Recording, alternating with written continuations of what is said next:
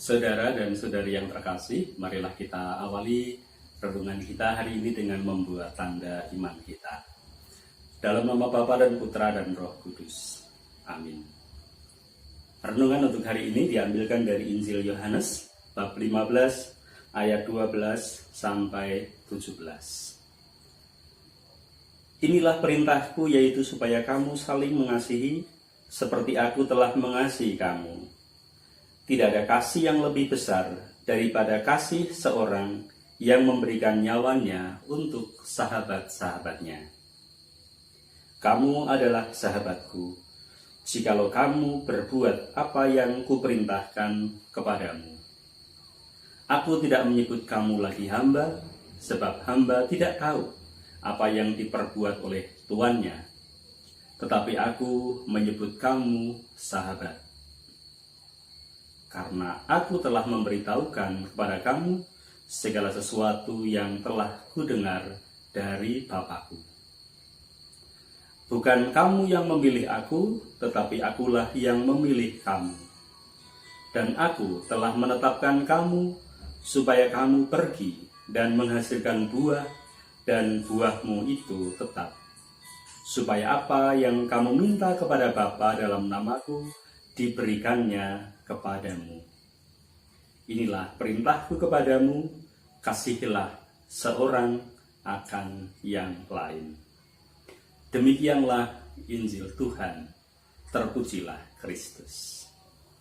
Saudara dan saudari yang terkasih dalam Kristus, kalau kita pernah mendengar para imigran, orang-orang yang lari dari negaranya karena konflik, mereka memilih negara-negara yang mereka anggap sebagai negara-negara yang bisa memberikan perlindungan, memberikan rasa aman, memberikan kedamaian untuk mereka.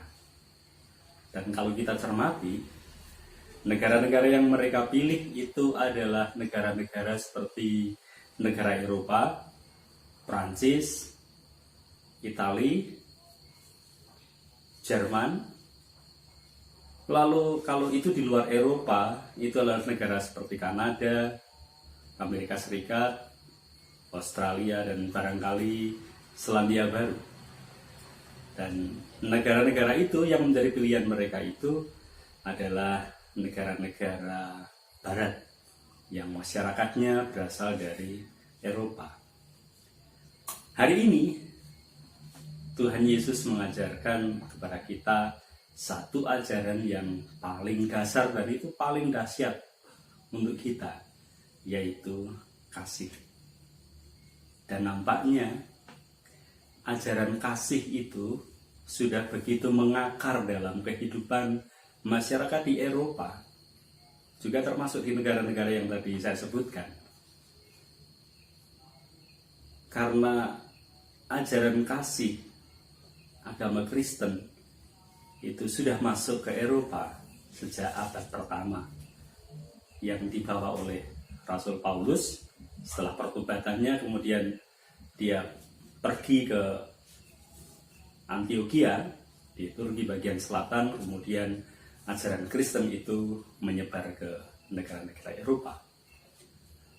Negara-negara di Eropa yang masyarakatnya mayoritas beragama Kristen itu nampaknya telah membentuk sebuah peradaban, yaitu peradaban kasih, yang tercermin dari kondisi yang masyarakat yang damai, kondisi masyarakat yang orang-orangnya itu murah hati.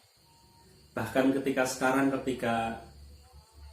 orang-orang ateis itu sudah cukup banyak di Eropa, peradaban kasih itu sudah terlanjur mengakar dalam hidup mereka.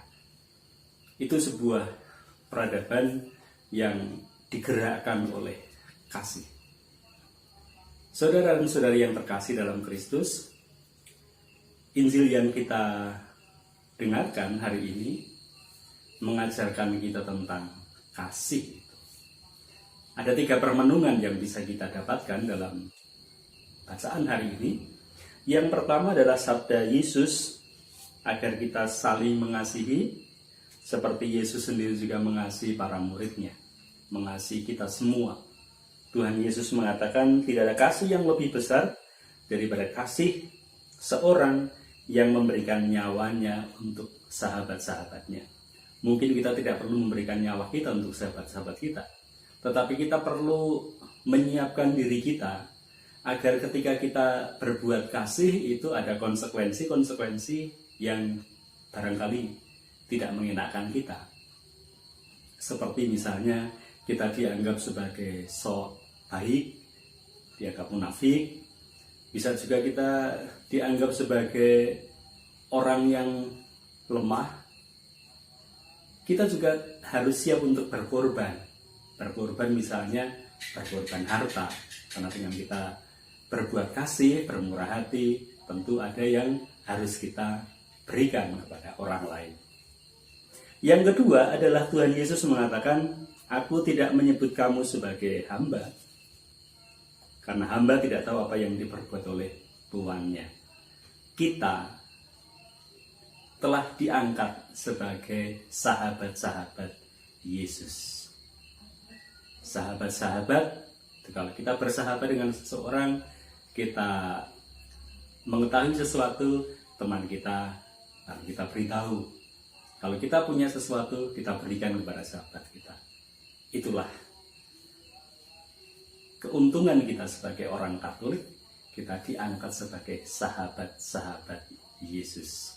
Sahabat-sahabat Tuhan, bukan lagi hamba, tetapi sahabat.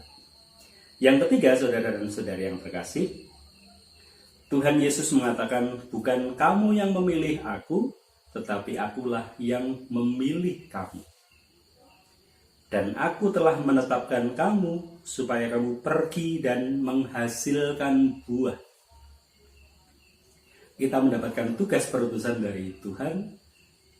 Tuhan Yesus menegaskan kepada kita, bukan kita yang memilih Tuhan, tapi Tuhan sendiri yang memilih kita untuk mendapatkan perutusan. Dan ketika Tuhan Yesus sudah mengatakan seperti itu, kita tidak perlu ragu. Karena Tuhan Yesus mengatakan kepada kita, aku akan menyertai kamu sampai akhir zaman. Itu adalah keyakinan kita, keuntungan kita sebagai orang Kristen, karena kita dipilih sendiri oleh Tuhan sebagai orang Kristen, orang yang mewartakan kasih. Untuk itu, saudara dan saudari yang terkasih, marilah kita sebagai orang Kristen, sebagai pengikut Kristus, kita siapkan diri kita untuk berbuat kasih kepada saudara-saudara kita. Tuhan memberkati. Amin. Dalam nama Bapa dan Putra dan Roh Kudus. Amin.